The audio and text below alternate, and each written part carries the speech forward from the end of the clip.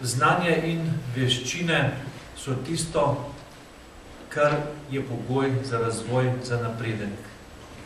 Sploh v gospodarsko težkih časih je ravno to tisto, kar lahko omogoči prav v Sloveniji, ki je majhna z 2 milijonom ljudi, da preživimo brez večjih pretresov. Včasih je bilo dovolj, da so naši podjetniki uvozili staro mašinerijo iz Nemčije in potem, rečemo, štancali neke produkte, ki so šli dobro v denar in so od tega dobro živeli. To je bilo 20-30 let nazaj. Danes pa je nuja, da se poslužujemo najnovejše tehnologije in tehnike in seveda z učenjem pridobimo ta znanje in veščine, ki bodo potem konkurenčna na trgu, zlasti na tako zasičenem in tudi konkurenčnem trgu.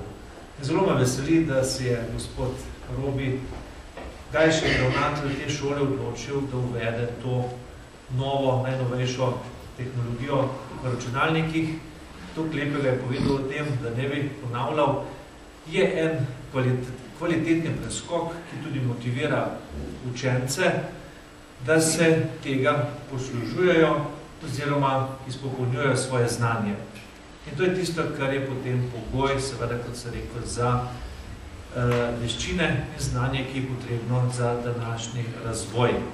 In tudi tiste podjetja, ki bodo to zaznala, bodo konkurenčne in kar nekaj jih je in mislim, da jih bo še več. Kajti ravno znanje je tisti faktor, ki je seveda s človeškim virom najbolj povezan in je najbolj redka dobrina, če temu tako rečemo.